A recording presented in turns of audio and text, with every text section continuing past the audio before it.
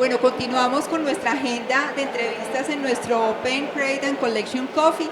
Bienvenida Diana Silva. Diana es gerente de cobranza del Banco Credit Financiera. Así es. Una entidad muy interesante que además tiene un grupo de experiencia detrás de muchos años, primero como una entidad no financiera, Así es, con un grupo de empresas muy interesantes que ha llegado a unos mercados que hasta ahora se están profundizando y ellos ya los llevan conquistando muchos años. Entonces, Diana, súper bienvenida a nuestro Credit Coffee.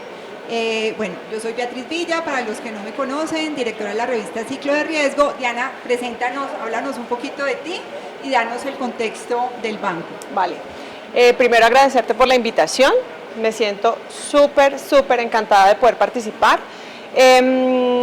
Bueno, yo soy Diana Silva, gerente de cobranzas del Banco Credit Financiera. Nosotros somos una entidad que hace un poco más de un año, cerca de un año y medio, nos volvimos banco. Éramos simplemente una entidad financiera. Nuestro foco principalmente está dado a productos de libranza y microcrédito. Digamos que ese es como nuestro foco fundamental, y como lo decías tú, Beatriz, llevamos bastante tiempo en el mercado y estamos en este momento, digamos que muy enfocados a clientes que tienen, estamos enfocados a clientes que no son bancarizables, exactamente. Entonces, pues, nuestro foco especialmente en microcrédito es de clientes un poco difíciles. Bueno, claro que sí. Y más en esta coyuntura, los desafíos son muy grandes. Bueno, Diana, cuéntanos cuáles son esos mayores retos y desafíos en los modelos de negocio de la operación de cobranza en un entorno complejo después de una pandemia como tuvimos. Ya tenemos que dar un siguiente paso, la economía se está reactivando. Cuéntanos qué veremos en esos nuevos desafíos el año entrante. Mira, yo creo que el principal reto que tenemos las áreas de cobranzas en los bancos es lograr que un cliente que perdió el hábito de pago, producto de todos estos alivios que durante más de un año hemos venido ofreciendo, vuelva a retomar. Si bien es cierto lo que tú dices, estamos en un proceso de reactivación económica, también es un proceso de reactivación económica que va lento, en donde otro de los retos es lograr que los clientes nos vean como una prioridad. Porque claramente los clientes que tuvieron alguna dificultad en sus empresas o que fueron desempleados y que hoy en día se están reactivando, seguramente sus prioridades van a estar enfocadas en otro tipo de necesidades, exactamente, en lograr reacomodarse después de una crisis como la que tuvimos, y evidentemente lograr que esos clientes vuelvan a tomar su hábito de pago es complejo. Nosotros lo estamos viendo claramente. Y a pesar de que tengamos las estrategias, las tácticas, las técnicas que se implementen en la cobranza, es muy complejo recuperar un segmento de clientes que en todo caso, a pesar de la reactivación, no van a lograr pagar en el corto plazo. También es cierto que aunque venimos de una reactivación, hay sectores de la economía que apenas están empezando nuevamente a tomar fuerza, y las entidades financieras vamos a tener que esperar un poco a que se dinamice algo más la economía para lograr tener esa recuperación y la expectativa de recuperación que todos tenemos en los bancos. Bueno, entonces para eso sin duda las herramientas que tenemos, pues hay que echarle la mano y sacarlas con la mayor potencia. Siempre hemos priorizado las áreas de cobranza.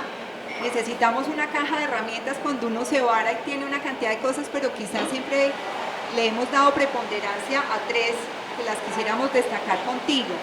La data inteligente, la inteligencia de negocio centrada en esa analítica y en esa capacidad estratégica de gestión guiada pues por esa data inteligente, y sin duda la multicanalidad, omnicanalidad y globocanalidad, porque ahora pues estamos en un mundo que los clientes pueden estar viviendo en Israel, los pueden estar viviendo en Soacha y se cobran todos con una expertise muy interesante del canal adecuado. Cuéntanos, Diana, cómo sacar provecho y hacer sinergia en esas tres herramientas tan interesantes para acelerar la recuperación de cartera. Beatriz, mira, yo creo que ahí hace falta un componente muy importante que las entidades hemos dejado de lado, y es la experiencia del cliente de cobranzas, que hoy en día es digamos que se ha dejado muchísimo de lado, porque esas herramientas de las que tú hablas, la data, la estrategia, la táctica, han estado al servicio de un modelo de cobranzas, no al servicio del cliente. ¿Eso qué implica? Que logremos engranar esas tres herramientas con el servicio al cliente, la experiencia del cliente de cobranzas, y podamos enfocar de una manera más dirigida esas herramientas. La data nos permite a nosotros sacar modelos de cobranzas o de score de cobranzas, como lo mencionaba Jaime Eduardo cuando iniciamos, que evidentemente nos van a permitir determinar un nivel de riesgo de un cliente y con base en esa información pues vamos a definir qué táctica y qué herramienta vamos a usar para hacer probablemente la cobranza más costo eficiente y un poco más efectiva. Pero hoy en día hay muchos canales con los que podemos llegar a los clientes y que nosotros no los estamos usando en pro de facilitarle las cosas al cliente, sino en pro del modelo de cobranzas. Si nosotros logramos engranar estas cuatro cosas y podemos llegar a los clientes a través de las herramientas de su preferencia, definitivamente vamos a llegar a una cobranza top en donde además no humanizas la cobranza y la sacas de ese nivel de cobranza en donde todo el tiempo estás generando intensidad, gestionando el cliente que te responde y tratando de lograr un acuerdo de pago con un cliente que está cansado de los canales tradicionales, que está cansado de una gestión telefónica, que está aburrido de que lo estemos llamando. Y a través de canales de autogestión, hoy hay mucho segmento de cliente que se autogestiona y que quiere eso, que no quiere que yo lo llame para decirle, usted me debe, sino que quiere autogestionarse.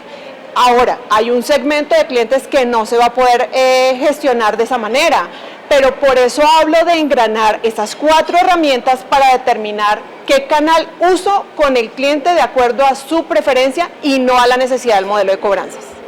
Qué interesante también en momentos en que acaba de aprobarse en primera instancia en la Cámara, sí, lo vi. Otra vez lo de los horarios, ajá, además con un rótulo me parece por demás abusivo y irresponsable de los congresistas y denota una ignorancia impresionante en lo que es la cartera como pilar fundamental de una economía, porque es que la cartera son los ahorros de los colombianos. Entonces cuando un congreso tilda una ley de que no canzoneen, ¿cómo es que dice la ley? Una sí, cosa así. Sí. O sea, ¿cómo así que no canzonear? Es que son los ahorros de los colombianos, esa plata no son de los bancos. De acuerdo. Perdónenme, señores congresistas, pero me parece completamente irresponsable, ignorante. Se ve que no entienden el concepto de un sistema financiero sano, porque es que cualquier prestamista, no hablemos del sector financiero, hablemos de una microempresa que nos deben, hablemos de una familia que le prestó a un emprendedor sus recursos. La cobranza es transversal, no es solo de los bancos. La cobranza en la cartera y la liquidez le da estabilidad a toda la economía, desde las grandes empresas, desde el sistema financiero. Entonces me parece supremamente irresponsable poner ese rótulo populista en momentos electorales, que denota una falta de criterio y de visión de país impresionante, valga la redundancia, y qué tristeza tener ese congreso así, tan poco visionario. Entonces, primero, elevar la cartera como pilar fundamental de cualquier economía. De acuerdo. Y qué rico entonces que además las personas que trabajan en las áreas de crédito y cobranza tengan esa visión de experiencia del cliente, de ayudarle al cliente a superar sus desafíos, a ponerse al día, a generar mucho más progreso, porque en la medida en que tenga acceso al crédito, las mismas familias se empoderan a generar un progreso social y económico que sin duda sin el crédito no fuera posible. De acuerdo. Es muy interesante lo que cuentas, porque pues eso es una práctica muy interesante que mucha gente desconoce y que realmente la cobranza, muchas entidades le apuestan a una cobranza de calidad, de muy buena experiencia del cliente. Completamente de acuerdo. Bueno, cuéntanos entonces, hablemos ya de técnicas y prácticas, estamos a un mes y medio de cerrar el año, de empezar un nuevo año. Dinos 2 o 3 tácticas o estrategias para acelerar esa recuperación en esta recta final. A ver, Beatriz, yo creo que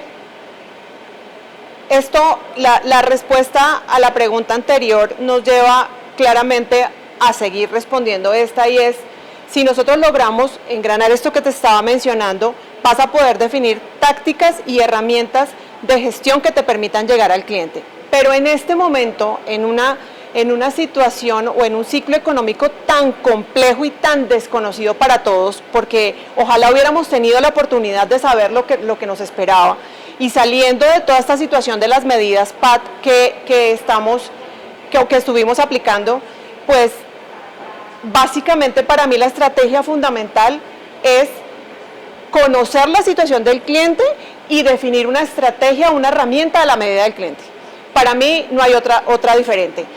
Más allá de si tú lo gestionas en un horario, si lo gestionas con una herramienta, probablemente eso te permita llegar al cliente. Pero una vez tienes al cliente ahí, es necesario que tú escuches cuál es la situación del cliente para que tú puedas ofrecerle una herramienta que le solucione su problema en el largo plazo y no solamente que sea una solución de corto plazo por un tema de cartera. Entonces, más allá de decirte una técnica o una táctica, porque seguramente todos los bancos las hemos desplegado, todas las que conocíamos y más, básicamente para mí llegar al cliente, escucharlo y darle la solución a su problema particular y no a un problema que uno cree generalizado, nos va a permitir llegar a un mejor resultado este fin de año. Muy bien, sí, creo que tenemos mucha expectativa, la economía se está reactivando y tú lo mencionabas al principio, hay que estar de primero en la lista de prioridades. De acuerdo. Y estar de primero en la lista de prioridades lleva a tener productos a la medida, a hacernos importantes, a generar esa confianza con una excelente experiencia del cliente, cosa que la persona diga, uy, el Banco Credifinanciero de primero, porque no puedo cerrar las puertas de este aliado. De acuerdo, y que además el cliente sienta que tú le estás brindando un apoyo, que tu prioridad no es solamente la recuperación de la cartera, sino brindarle una herramienta que le permita salir de su problema. Claro, muy interesante. Y ahí la data y la analítica nos va a dar esa nueva visión de un cliente que lo teníamos perfilado y con una historia, con una foto, y después de la pandemia quedó con otro. De acuerdo. Bueno, cuéntanos, Diana, hemos sentido que de pronto la cartera esté muy anestesiada y que el riesgo no se haya revelado. Tú hablabas del PAT, porque acá hay personas de empresas del sector real, productivos, servicios que no están regulados por la SUPER, entonces el plan de acompañamiento de deudores fueron una cantidad de medidas que sacó el gobierno para reestructurar, para aliviar los créditos, ampliar los plazos. Entonces, o sea, ¿qué sigue? ¿Tú crees que vamos a ver más reestructuraciones o ya vamos a ver un momento de pago acelerado? ¿Qué sigue ya como en esas negociaciones con los deudores? ¿Qué va a primar? ¿Ya no va a primar los plazos, las tasas? ¿Cómo ves el año entrante? Mira, yo estoy viendo en este mismo momento, después de haberse, digamos que, acabado las medidas del PAT, nosotros estamos empezando a hacer visible el deterioro de la cartera. Especialmente, como te decía al principio, nuestro segmento o los clientes que nosotros tenemos y los productos que ofrecemos son libranza. Este es un producto que se ha mantenido relativamente estable, pero en microcrédito estamos empezando a ver el deterioro de la cartera, producto de toda esta situación que se dio, los cierres de los negocios, la situación que venían pasando los clientes. Entonces, en este momento, nosotros vamos a empezar a visibilizar el deterioro real de la cartera, porque se están despertando esos clientes anestesiados que tú mencionas. ¿Qué sigue? Tenemos que trabajar muy fuertemente en buscar las soluciones para los clientes, entendiendo que nuevamente, a pesar de que hay una reactivación, esta reactivación no va a ser inmediata y los clientes, vuelvo y repito, no nos van a ver como una prioridad si nosotros no hacemos que los clientes nos vean de esa manera. El reto es gigante. Yo creo que lo que se viene es un reto gigante de lograr empezar a contener esa cartera que hoy en día se está despertando y que posiblemente logremos entender que va a haber un grupo de clientes que definitivamente no vamos a poder solucionar porque tienen situaciones estructurales que no les permiten ni con una condonación, ni con una reestructuración, ni con una modificación solucionar su situación y que en el corto plazo no van a ser recuperables. Entonces, lo que se viene es conocer la situación, diagnosticar cómo están los clientes, entender un poco lo que decía Jaime al principio en la primera entrevista, y es poder definir a qué clientes trabajo de qué manera para poder llegar a recuperar la mayor cantidad de cartera posible, considerando la situación económica actual. Bueno, muy bien. Y ahora pues les damos la pregunta, la palabra a todos para que aportemos, porque acá hay mucha generación de valor en cada uno de ustedes. Hablemos un poco del talento humano, ¿sí? Ya para cerrar. Vemos que el mundo avanza acelerado hacia la digitalización, que los procesos de crédito y cobranza en la pandemia se aceleraron en todos esos proyectos de digitalización, de chatbots y todo. Pero por el otro lado tenemos un cliente sensible en dificultades que hay que personalizar. ¿Cómo equilibrar esos dos mundos? Y yo creo que ese conector entre la digitalización y la experiencia personalizada es nuestro talento humano. ¿Cómo hacemos clic y le damos un balance a esa multicanalidad digital y presencial? Era un poco lo que yo te decía hace un momento, y es lograr llegar al cliente a través de la herramienta de su preferencia. Indiscutiblemente hay segmentos de clientes que requieren de una gestión telefónica, y ahí tenemos que trabajar mucho para que estos asesores o estos ejecutivos que tienen cercanía con el cliente humanicen la cobranza y se dediquen a escuchar al cliente para que el cliente sienta que nosotros estamos ahí para apoyarlos. Realmente es brindarles una asesoría, no es cobrar porque necesito recuperar. Y las demás herramientas, pues hay que segmentar, mira, hay que tener muy clara la segmentación de la cartera para que tú sepas a qué le apuntas con cada uno de los canales. Porque si tú le apuntas a todos los clientes a través del mismo canal, a pesar de que hoy en día tenemos clientes muy dados a la digitalización, también tenemos segmentos a los cuales no les vamos a llegar así. Lo discutíamos ahorita con las personas del banco, y nosotros en Libranzas tenemos un segmento muy grande de pensionados. Esperar que nosotros podamos acercarnos a los clientes pensionados, a clientes de edades de más de 70 años a través de la digitalización, pues no es tan fácil porque no están dispuestos a ese tipo de acercamiento. Entonces, segmentar la cartera para poder definir cuál es la herramienta con la que llego es fundamental en todo este proceso. Bueno, súper interesante. ¿Preguntas? Liliana.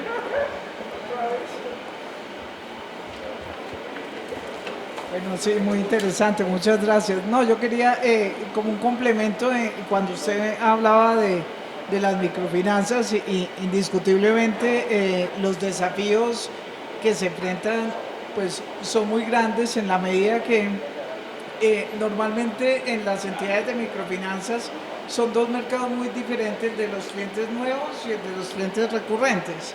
En las microfinanzas hay más recurrencia que en cualquier otro de los mercados de consumo o hipotecarios. Entonces, ahorita nos cambia esa situación.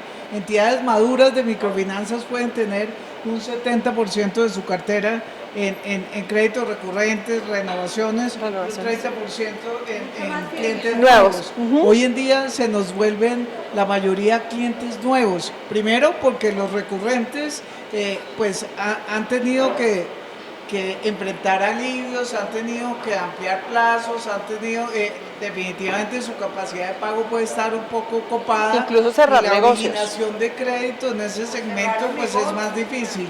Y los nuevos tienen pues mayor exigencia en cuanto a conocimiento del cliente, mayor riesgo desde luego, pues mientras lo conozco, y eso lleva a que las entidades de microfinanzas tenemos que dedicar grandes esfuerzos a esa colocación, a ese cambio en la composición de la cartera entre nuevos y renovados. Yo Completamente pienso que ese de acuerdo. es uno de los cambios importantes. Completamente de acuerdo. ¿Alguna pregunta? ¿Algún aporte? Creo que no. Allá atrás. Bueno, entonces, pues, aplausos acá por... Gracias, muchas gracias.